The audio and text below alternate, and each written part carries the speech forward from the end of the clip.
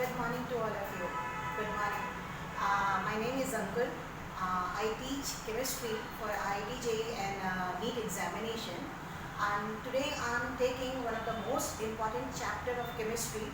जिसका सबसे ज़्यादा बच्चों को दिक्कत आती है, बहुत ज़्यादा हॉरिबल चैप्टर को लेकर चलते हैं, and that is mole concept. यदि आप इस वीडियो को बहुत अच्छी तरीके से ध्यान से देखेंगे तो ये चैप्टर आपको जितना हॉरिबल पहले लगता था, ये चैप्टर आपको समझ में आएगा कि अरे तो it is very easy going chapter. Okay, तो we are going to start mole concept. बहुत बेसिक से बहुत धीरे धीरे मैं आपको पढ़ाने वाली हूँ, क्योंकि मुझे मालूम है कि सबसे ज़्यादा ज़रूरत जो है वो 11th मूविंग स्टूडेंट्स को है।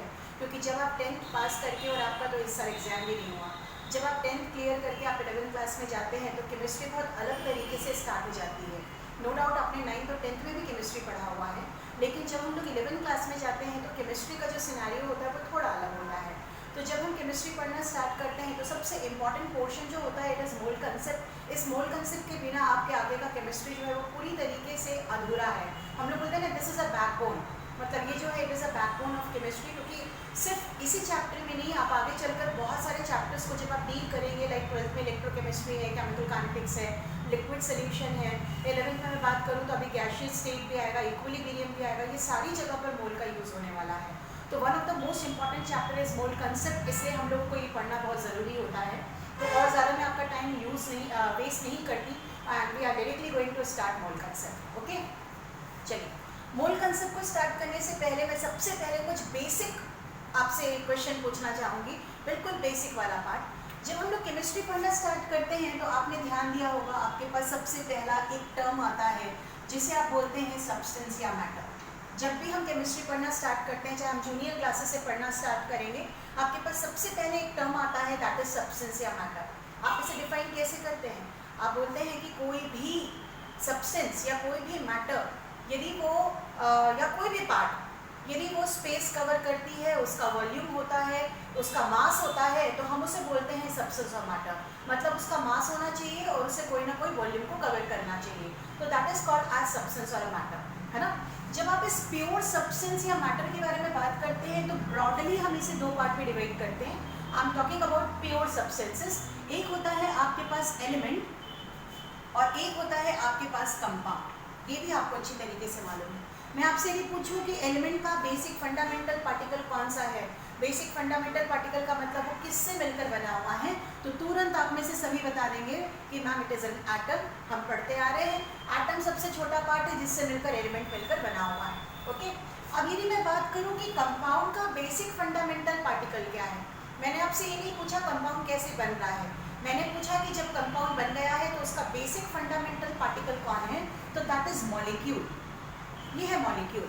होता क्या है, जैसे हम लोग बायो की बात करें, बायो में आप बोलते हैं basic fundamental unit of life is cell.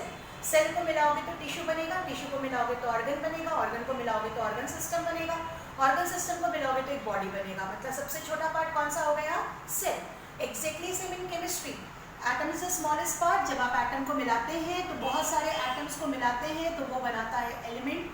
बहुत सारे एलिमेंट्स के पार्टिकल्स को जब आप मिलाते हैं तो वो बना देता है मॉलिक्यूल्स। जब बहुत सारे मॉलिक्यूल्स को मिलाएंगे तो वो बनाएगा एक पूरा कंपाउंड, और बहुत सारे कंपाउंड को जब आप एक किसी भी रेशो में आप मिलाते हैं तो वो बना देता है मिक्सचर। मतलब यदि हम केमिस्ट्री की कहानी स्टार्ट करें तो केमिस्ट्री का जो सबसे छोटा पार्ट होता है that is very very important for us, that is an atom. और इसीलिए 11th क्लास में हमें अगला चैप्टर जो पढ़ना है वो हमें पढ़ना है एटॉमिक स्ट्रक्चर, जहाँ पर हम एटम के स्ट्रक्चर के बारे में डिटेल में पढ़ेंगे। जैसे आप बायो में अगला चैप्टर क्या पढ़ते हैं, सेल, आप सेल के बारे में पढ़ते हैं, बिल्कुल सेम हमें यहाँ पर केमिस्ट्री में क्या पढ़ना पड़ता है, एटम। ओके, तो यदि मैं इसको ओवरऑल व्यू देखूँ तो मुझे समझ में आ रहा है कि केमिस्ट्री में एलिमेंट और कंपाउंड के बारे में हमें पढ़ना है। एलिमेंट का बेसिक फंडामेंटल पार्टिकल एटम है और कंपाउंड का बेसिक फंडामेंटल पार्टिकल मॉलिक्यूल है। ओके, अब यहाँ तक तो सही है। अब आप बोलेंगे कि मैम ये सब तो सही है, लेकिन मोल क्या होता है? तो मोल को पढ़ने से पहले मैं आपको कुछ एक एग्जाम्पल लेती हूँ, मैं आपको समझाती हूँ, उसके बाद हम लोग आगे बढ़ते हैं। मार्केट में जाते हैं बहुत सारी चीज़ों को खरीदने के लिए, है ना, पेरेंट्स के साथ जाते हैं, फ्रेंड्स के साथ जाते हैं। फॉर एग्जाम्पल आप वेजिटेबल्स खरीदने के लिए जा रहे हैं, तो what type of measurement you will be going to use to buy vegetable? Of course that is kilogram और ग्राम। आप वहाँ पर जाकर आप बोलेंगे 1 किलो आलू दे दो, आधा किलो आलू दे दो, 2 किलो आलू दे दो, एंड सो ऑन। आप में से कोई भी नहीं बोलेगा कि 1 लीटर आलू दे दो। 1 डजन आलू दे दो, ऐसा कोई भी नहीं बोलेगा। वाई? क्योंकि वेजिटेबल्स को बाय करने का जो मेजरमेंट का तरीका है that is kilogram. Exactly same आप कोई लिक्विड आर्टिकल को लेने के लिए जा रहे हैं, जूस, छाछ, दूध, कुछ भी लेने जा रहे हैं, वहाँ पर आप लीटर एंड मिलीलीटर यूज करते हैं, होगा। मैं यदि कोई आर्टिकल्स को खरीदने जा रही हूँ, लाइक मैंने यदि सपोज मार्कर खरीदने गई, मैं बोर्ड खरीदने गई, मैं इरेजर खरीदने गई, पेंसिल खरीदने गई, क्या मैं वहाँ पर 1 kg यूज़ करूँगी क्या? नो। आप वहाँ पर यूज़ करेंगे number of articles like 1, 2, 3, 4 and so on. और यदि मुझे बल्क में चाहिए तो we will be using dozen. हम जब भी किसी भी आर्टिकल के सामने डजन लगाते हैं तो वो हमें 12 निकाल कर देता है। इट डजंट डिपेंड कि आप कौन से आर्टिकल को खरीदना चाह रहे हैं। आप मार्कर लेने जाएंगे 1 डजन तो आपको 12 मिलेगा। आप 1 डजन वॉल क्लॉक खरीदने जाएंगे तो भी 12 देगा। आप 1 डजन टेबल खरीदने जाएंगे तब भी 12 देगा। और इवन यदि आप 1 डजन वाटरमेलन खरीदने के लिए जाते हैं तो भी वो आपको 12 निकाल कर देगा। वो साइज पर डिपेंड नहीं करेगा। इट मीन्स किसी भी आर्टिकल के सामने मैंने 1 डजन टर्म लगा दिया तो चाहे वो एडिबल हो, नॉन एडिबल हो, यूजेबल हो, नॉन यूजेबल हो, कैसा भी आर्टिकल हो, आपके पास कितना मिलेगा? 12। तो डेली लाइफ में आप आर्टिकल्स को काउंट करने के लिए क्या यूज करते हैं? डजन। ओके। लेकिन जब हम केमिस्ट्री में बात करते हैं तो हम वहाँ पे पार्टिकल्स को काउंटिंग करने के लिए, मेजर करने के लिए dozen, kilogram and so on use नहीं कर सकते हैं। वाई? क्योंकि एटम बहुत छोटा होता है। आप पानी को माइक्रोस्कोप से भी देखेंगे तो आपको मॉलिक्यूल्स दिखाई नहीं देगा, मतलब वो बहुत बहुत बहुत छोटा होता है। क्लियर?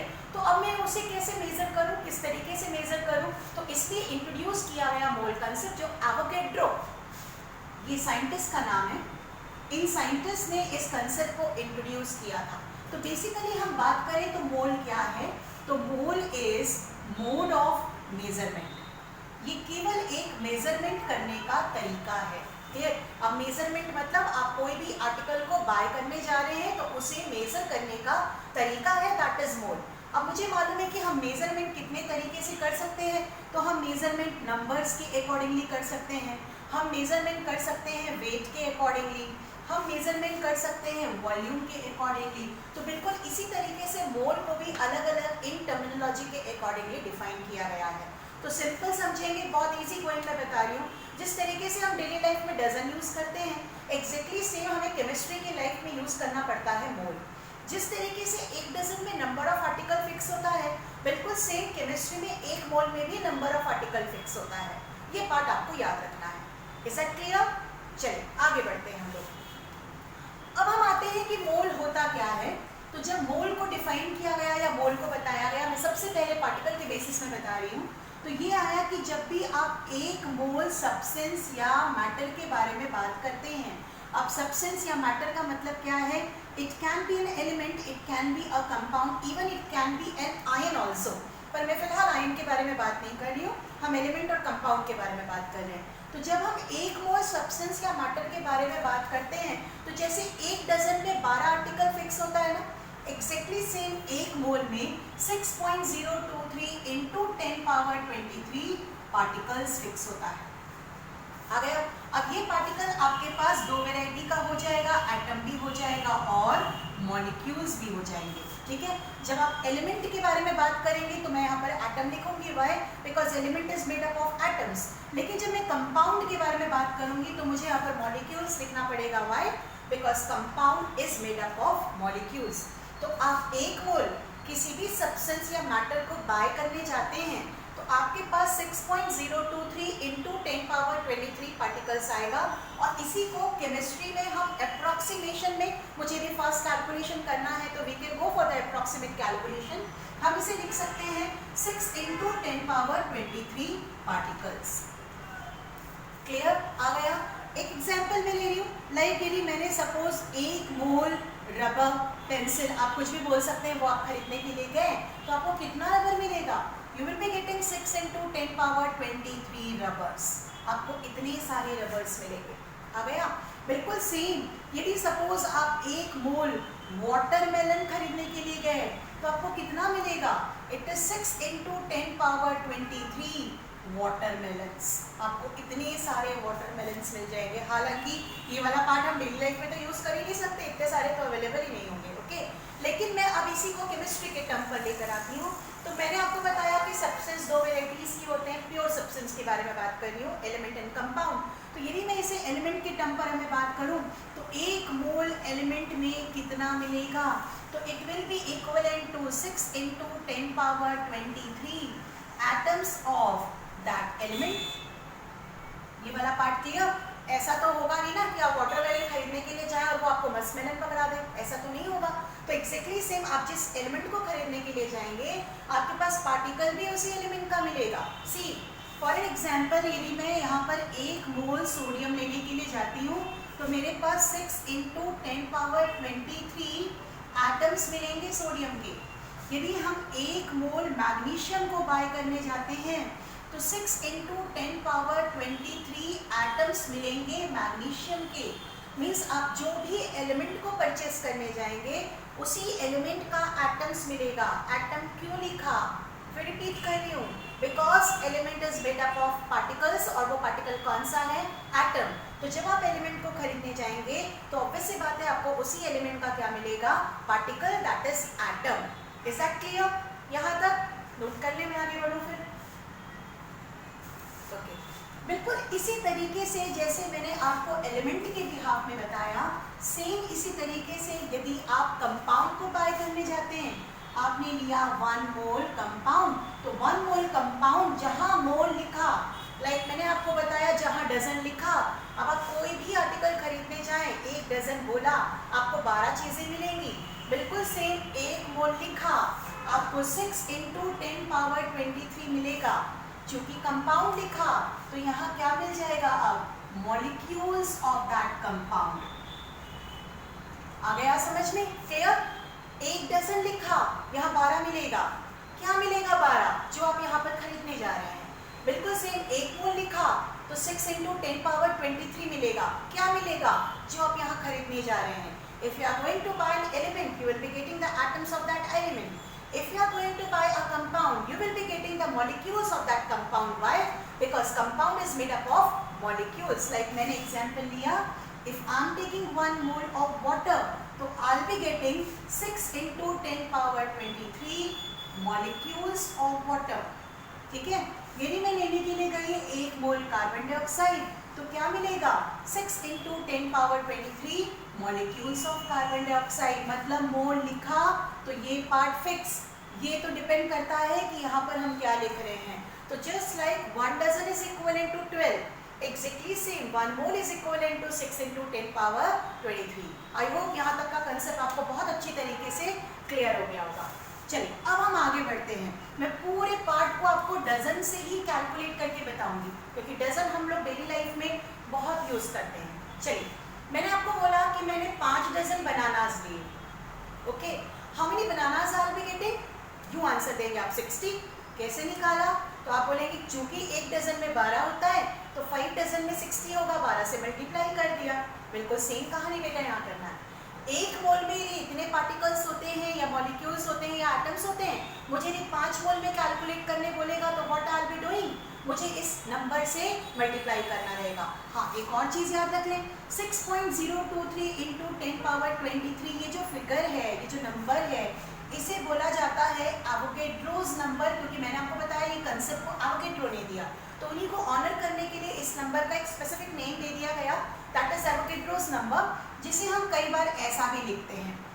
क्लियर? कई बार आपको न्यूमेरिकल में आंसर जो पूछा जाता है वो Na के टर्म पर पूछा जाता है, मतलब आपको कैलकुलेट नहीं करना है, आपको उसको Na के टर्म पर लिखना है। तो what is Na? That is Avogadro number. Okay, हाँ, अब मैं आपको बता रही थी कि जैसे हम लोग, यदि मैंने आपको बोला 5 डजन बनानास में कितने आएंगे, तो आपने बोला 60। कैसे किया? 12 से मल्टीप्लाई किया। बिल्कुल से मैं बोलूँ 5 मोल कार्बन डाइऑक्साइड में कितने मॉलिक्यूल्स आएंगे, तो क्विक रिस्पॉन्ड करेंगे कि मैम इससे मल्टीप्लाई कर दो। बिल्कुल सही। इसका मतलब जब भी आपको मोल को पार्टिकल्स में कन्वर्ट करना है, आपको क्या करना पड़ेगा, एवोगैड्रो नंबर से मल्टीप्लाई करना पड़ेगा। चलिए, इसी को मैं दूसरे तरीके से आऊँ। मैंने आपको बोला कि I am having 48 oranges. 48 oranges, how many dozen I am having? मेरे पास 48 ऑरेंजेस है, तो मेरे पास कितना डजन ऑरेंज है? यू आंसर देंगे वापस से कि मैम 4 डजन। कैसे निकाला? बोलेंगे अब हमने नंबर ऑफ डजन को निकालने के लिए 12 से डिवाइड कर दिया। वाई? क्योंकि 1 डजन में 12 आर्टिकल होता है। बिल्कुल सही पकड़े बेटा। इसी के बेसिस पे मेरे पास पहला फॉर्मूला आएगा to calculate the number of moles. मैंने आपको बताया हम मोल्स को 3 टर्म में डिफाइन करेंगे, एक पार्टिकल के टर्म पर, फिर हम वेट के टर्म पर आएंगे और फिर हम वॉल्यूम के टर्म पर आएंगे। तो first formula that is related to the particle, बिल्कुल सेम जैसे आपने डजन को कैलकुलेट किया। कैसे लिया? 48 डिवाइडेड बाई 12, मतलब जितने टोटल नंबर्स है आपके पास उसको आपने 12 से डिवाइड किया। बिल्कुल सेम यहाँ पर जब मुझे नंबर ऑफ पार्टिकल्स निकालना होगा तो हम कैसे निकालेंगे? It is given number of particle, जैसे वहाँ पर मेरे पास था 48 ऑरेंजेस, ये अपॉन में मैं क्या कर दूँ 6 इंटू 10 पावर 23, जैसे हमने वहाँ पर क्या किया था 12 ओके। तो ये मेरे पास नंबर ऑफ मोल्स को कैलकुलेट करने का पहला फॉर्मूला आ गया।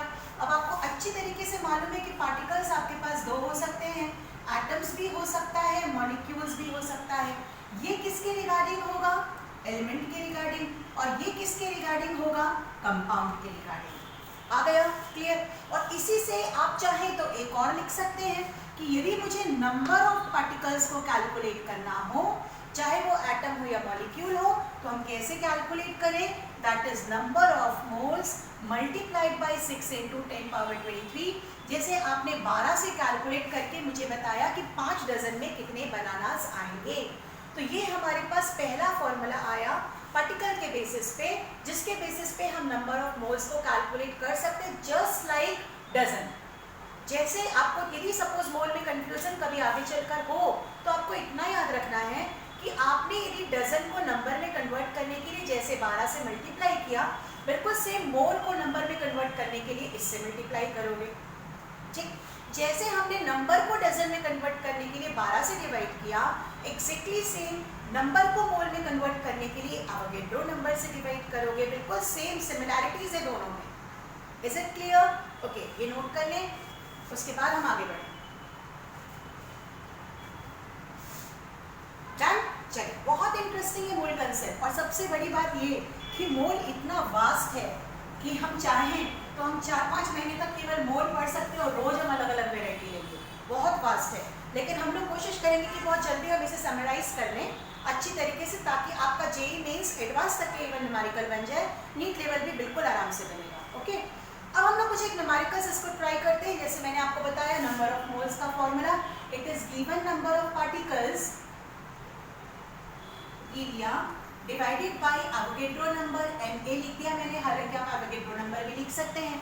और इसी के बेसिस पे मैं आपको ये 2-3 न्यूमेरिकल दूं। लाइक पहला मैंने आपको दिया कि calculate the number of moles in 5 into 10 power 26 atoms of sodium. अगला दिया मैंने आपको calculate the number of moles in 4.8 into 10 power 19 molecules of CO2। चलिए, पहले ये 2 क्वेश्चन को हम ट्राई करें और उसके बाद में इसका एक्सप्लेनेशन देने के बाद हम अगली वैरायटी में जाएंगे, मतलब अगली वैरायटी का न्यूमेरिकल में जाएंगे। चलिए स्टार्ट करें। 1 मिनट का मैं आपको टाइम दे रही हूँ।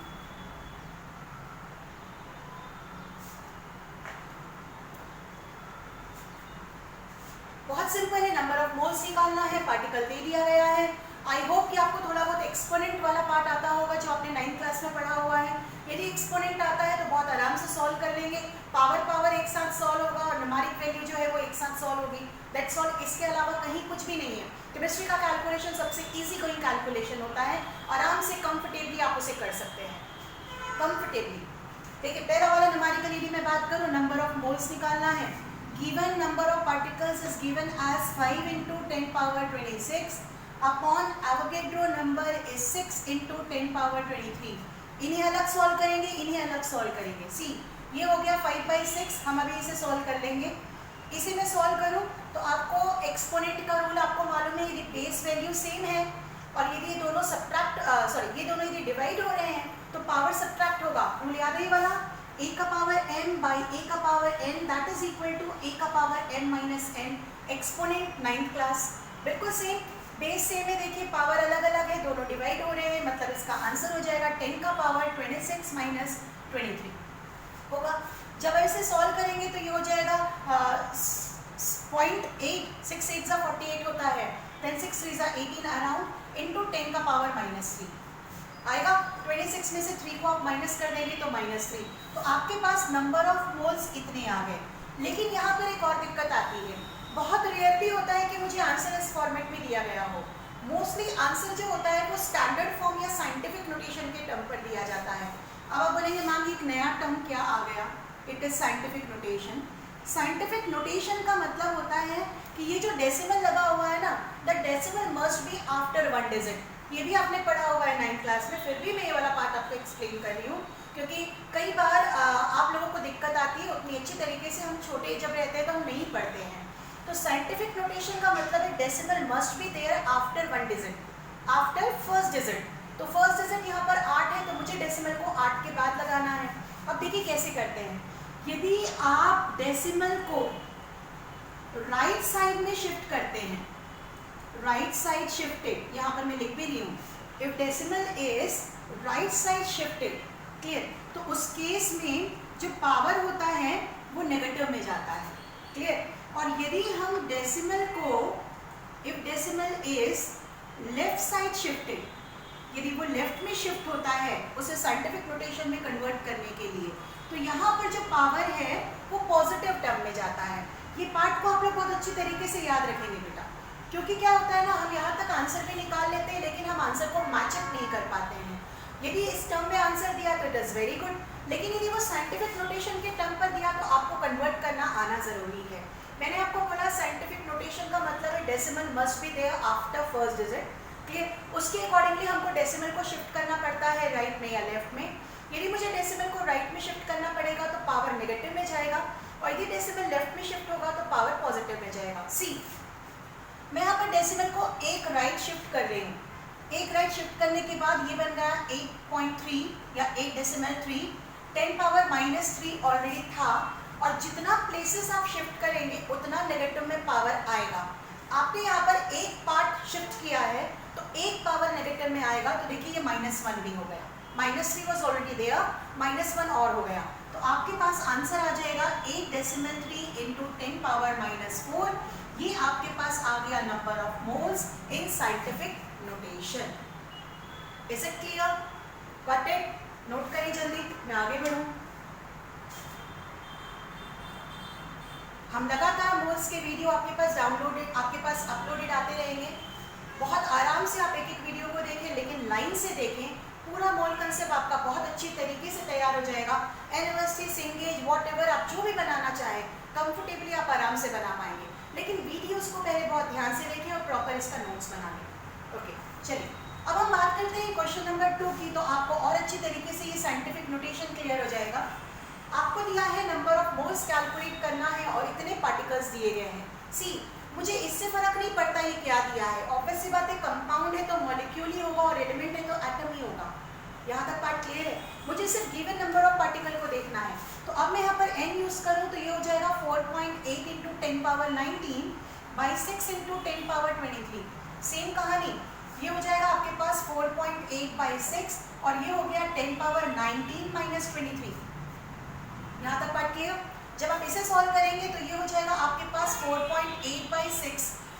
एक सेकेंड, शायद मैंने लास्ट वाले न्यूमेरिकल में कुछ गड़बड़ किया था, शायद वहाँ पर पावर आपका पॉजिटिव आ रहा था, शायद आपके पास आ रहा था 0.83 इंटू 10 का पावर 3 ऐसा आ रहा था। तो आप इसमें से -1 लगाएंगे क्योंकि क्योंकि हमने डेसिमल को राइट में शिफ्ट किया है, तो ये बन जाएगा आपके पास जब शिफ्ट करने के बाद, तो ये बन जाएगा 8.3 इंटू 10 का पावर 2 हो जाएगा। वो आप करेक्शन कर लेंगे, मैंने वहाँ पर -3 ही लिख दिया था। ओके, चलिए अब मैं यहाँ पर बात करती हूँ। ये हो गया 4.8 बाई 6 और यहाँ हो जाएगा आपके पास 10 पावर -4। जब आप इसे सॉल्व करेंगे तो इट विल बिकम 0.8 और ये आ गया 10 का पावर -4। सी, वापस नंबर ऑफ मोल्स तो हमारे पास आ गए हैं, लेकिन ये जो नंबर ऑफ मोल्स आए हैं साइंटिफिक नोटेशन के टर्म पर नहीं है। डेसिमल कहाँ होना चाहिए? After first digit. तो बिल्कुल सही, आप जब डेसिमल को यहाँ पर शिफ्ट करेंगे, कितना शिफ्ट किया? 1, तो कितना नेगेटिव में पावर जाएगा? -1, -4 ऑलरेडी था, -4 और आ गया, तो पावर कितना बन गया? -5। तो अब मैं इसे क्या लिख सकती हूँ? 8 इंटू 10 पावर -5 मोल्स। ये मेरे पास आ गया number of moles. Is that clear? अच्छी तरीके से पहले वाले न्यूमेरिकल में करेक्शन कर देंगे बेटा, वो समझाने के लिए मैंने यहाँ पर -3 लिख दिया था। इट वॉज +3 -1 हुआ तो ये आपके पास पावर बन गया 2। ओके, तो ये हमारे पास पहली कैटेगरी का न्यूमेरिकल है जहाँ पर हमें नंबर ऑफ मोल्स कैलकुलेट करना होता है और पार्टिकल्स आपके पास होते हैं। तो यदि आपके पास पार्टिकल्स है, आप डायरेक्टली फॉर्मूला लगाकर आप मोल्स को कैलकुलेट कर सकते हैं। साइंटिफिक नोटेशन में कैसे कन्वर्ट करना है तो that I was already explain कि आप यदि डेसिमल को राइट साइड में शिफ्ट करते हैं तो पावर नेगेटिव में बढ़ाना पड़ेगा, और आप यदि डेसिमल को लेफ्ट में शिफ्ट करते हैं तो पावर आपको पॉजिटिव में बढ़ाना पड़ेगा। ओके, चलिए अगली वैरायटी के न्यूमेरिकल में हम आते हैं।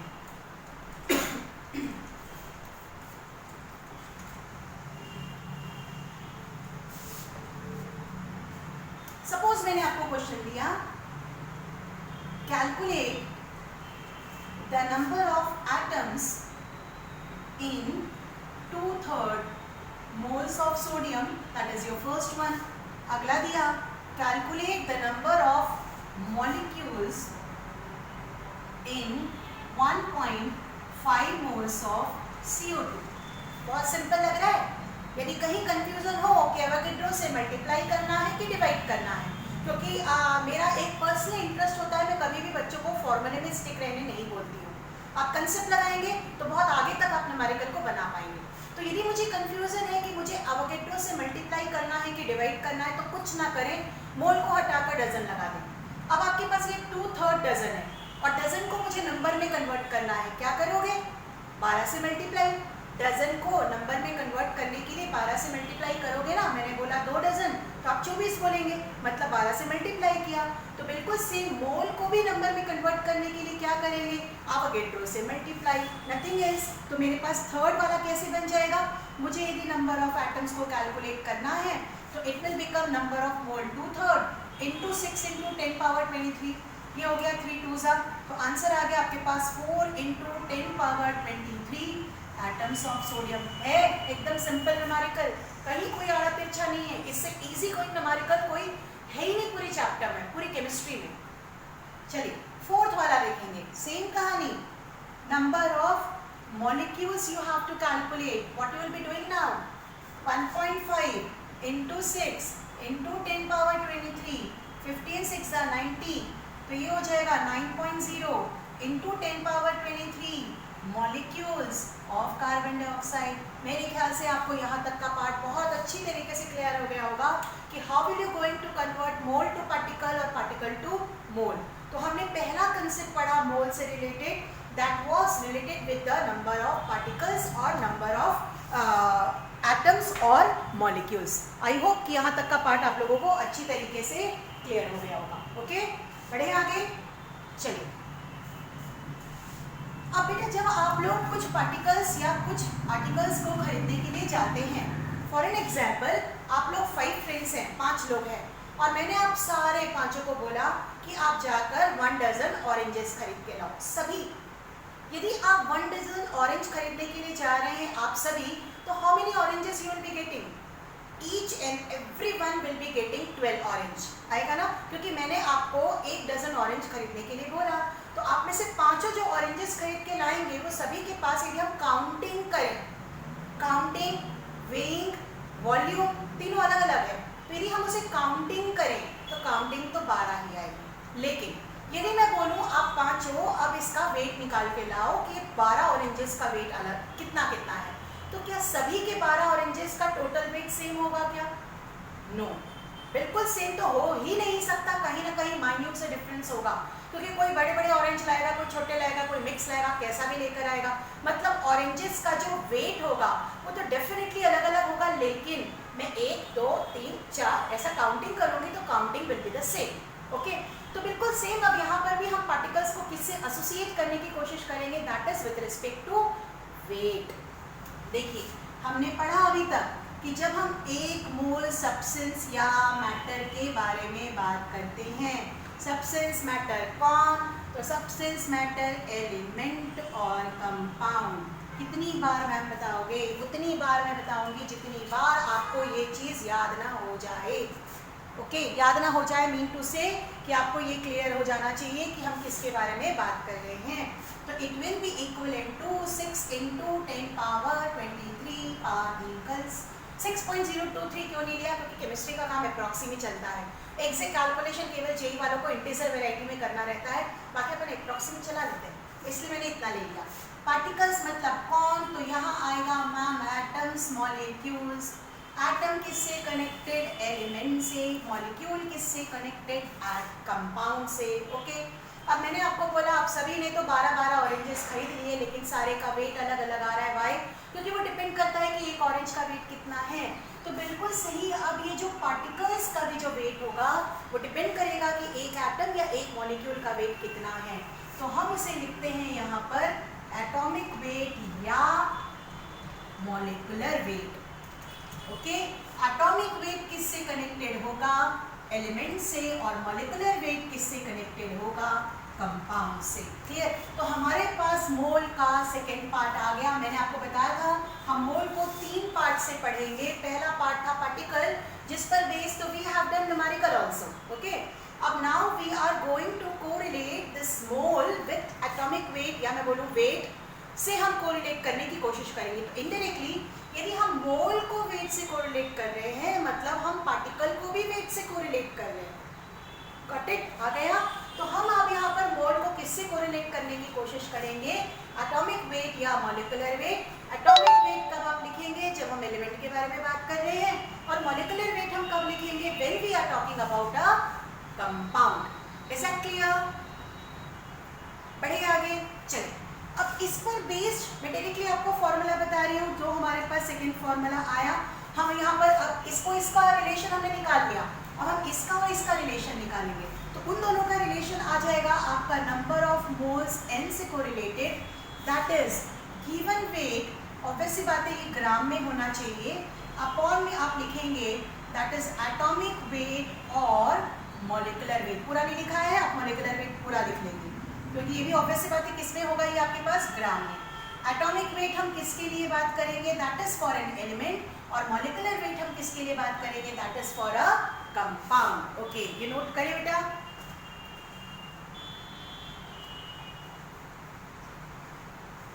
Done?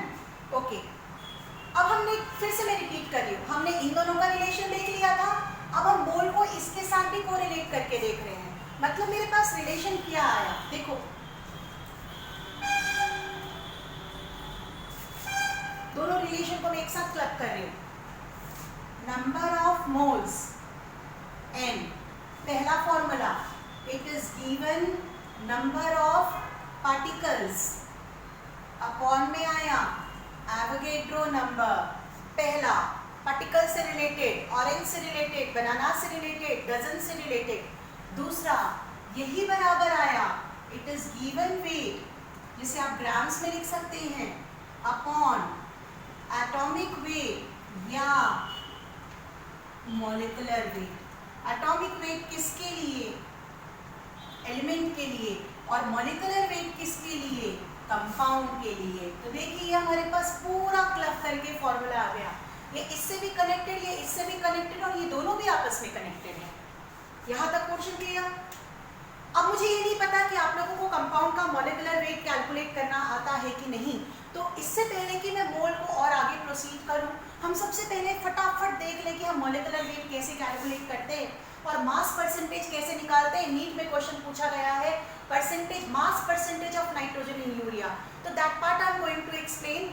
It is not directly connected with the mole concept, but it is connected with the mole concept, क्योंकि जब तक आपको मॉलिक्यूलर वेट निकालना नहीं आएगा आप मोल कैसे निकालेंगे। तो मैं आपको भी यहाँ पर जो थोड़ा सा पार्ट बता रही हूँ, दैट इज कैलकुलेशन ऑफ, आप उससे बोल सकते हैं मॉलिक्यूलर वेट, या आप इसी को बोल सकते हैं फॉर्मूला मास, या आप इसी को बोल सकते हैं मोलर मास। हम सबसे पहले ये वाला पार्ट को कैलकुलेट करने का टेक्निक सीख रहे हैं या यूज सीख रहे हैं। एज वेल मैं आपको परसेंटेज में निकालना बताऊंगी। मुझे कुछ की एटॉमिक वेट पता होना चाहिए। जैसे मैं एक एग्जाम्पल ले रही हूँ, कार्बन का मुझे मालूम होना चाहिए 12 ग्राम, ऑक्सीजन का होता है 16 ग्राम, नाइट्रोजन का होता है 14 ग्राम, फॉस्फोरस का होता है 31 ग्राम, क्लोरीन का होता है 35.5 ग्राम, हाइड्रोजन का होता है 1 ग्राम, सल्फर का होता है 32 ग्राम्स। ठीक, ये मैंने एक जनरल लिख लिया है। हालांकि मैं आपको इसका भी टेक्निक बताऊंगी, लेकिन हम जब एटॉमिक स्ट्रक्चर पढ़ेंगे तब बताऊंगी। अभी फिलहाल मुझे जिसकी ज़रूरत थी वो मैंने आपको बता दिया। अब मुझे सपोज आपको कैलकुलेट करने के लिए बोल रहा है कि calculate the molar mass of carbon dioxide. ये आपको कैलकुलेट करना पड़ रहा है। तो देखिए बिल्कुल सेम कहानी है जैसे मैं आपको बोलूँ आपकी फैमिली में 5 लोग हैं, मम्मी पापा आप और आपके छोटे भाई बहन फॉर एन एग्जाम्पल, और मैंने बोला कि आपकी पूरी फैमिली का टोटल वेट बताओ, तो क्या करोगे? इंडिविजुअल सबका वेट निकालकर वेइंग मशीन से वेट निकालकर सबको क्लब कर दोगे। सेम कहानी यहाँ करनी है बेटा, ये फैमिली है ठीक है और ये सारे इसके मेंबर हैं। मुझे यदि इनका इंडिविजुअल वेट मालूम है तो मुझे क्लब करना है, it will be the molar mass, simple. देखो मोलर मास क्या आएगा, this molar mass will be equal to carbon कितना 1, तो मैं 12 का मल्टीप्लाई किससे करूं? 1 से, क्योंकि कार्बन का एटॉमिक वेट यहाँ 12 मैंने लिख दिया, प्लस ऑक्सीजन कितना 2, वेट कितना लूं 16 ग्राम, तो ये ले लिया 16 इंटू 2, और तो कोई है ही नहीं, जोड़ दो तो 12 32 कितना आ गया 44 ग्राम। तो what is the molar mass of carbon dioxide? It is 44 grams. Okay, अब मुझे आगे क्वेश्चन पूछता है कि आप मास परसेंटेज ऑफ कार्बन निकालें इन कार्बन डाइऑक्साइड। मास परसेंटेज का मतलब है कि कार्बन डाइऑक्साइड कंपाउंड में कार्बन मास के अकॉर्डिंगली कितना प्रेजेंट है। तो मास percentage of carbon in carbon dioxide, एक एग्जांपल लूं, आपके सपोज 600 मार्क्स का पेपर हो रहा है और suppose Hindi, English, social science, science, maths सब में आपको अलग अलग मिल गया आपको मार्क्स। अब मैंने आपको पूछा मैथ्स में कितना परसेंटेज मिला, कैसे निकालोगे? मैथ्स में कितना मार्क्स मिला divided by maximum marks into 100, ये निकालोगे ना यदि मुझे इंडिविजुअल परसेंटेज निकालना है। सेम यहाँ मुझे कार्बन डाइऑक्साइड में कार्बन का पोर्शन पूछ रहा है, तो इस कार्बन डाइऑक्साइड में कार्बन का पोर्शन कितना ग्राम है? 12 ग्राम, हम ग्राम के अकॉर्डिंगली बात कर रहे हैं। टोटल कितना है 44 मल्टीप्लाइड बाई 100 आ गया कार्बन का परसेंटेज। सॉल्व कर ले, 4 3 11, यह आ गया आपके पास 300/11 percentage. Got it? Clear? Approximate बात करूं तो ये करीब करीब 27% के पास आसपास आएगा। बढ़े आगे, यदि मुझे क्वेश्चन पूछता है अगला, इसी में मैं बात कर लूँ, मुझे बोलता है मास percentage of oxygen in carbon dioxide, कैसे निकालूं? ऑक्सीजन का वेट टोटल कितना हो रहा है 32/44 मल्टीप्लाई बाई 100। क्लियर? दूसरा तरीका, चूंकि कंपाउंड यही दोनों एलिमेंट से मिलकर बना है और कार्बन का परसेंटेज निकल गया, तो ऑक्सीजन का निकालने के लिए 100 में से 100 में से घटा दो, क्योंकि टोटल परसेंटेज तो 100 ही होता है। तो कार्बन का परसेंटेज आ गया, तो ऑक्सीजन का निकालने के लिए 100 में से सब्ट्रैक्ट कर देंगे तो भी आ जाएगा। आप ऐसा करेंगे तो बिल्कुल इससे भी आएगा आंसर आपके पास, ये आ जाएगा 800/11। यदि मैं अप्रॉक्सी लूँ तो ये 72% के आसपास आएगा, अप्रॉक्सी ले रही हूँ। क्लियर? एक और एग्जाम्पल देख ले जो आपके नीट के एग्जाम में पूछा गया है, मैं वही पार्ट को लेकर चल रही हूँ।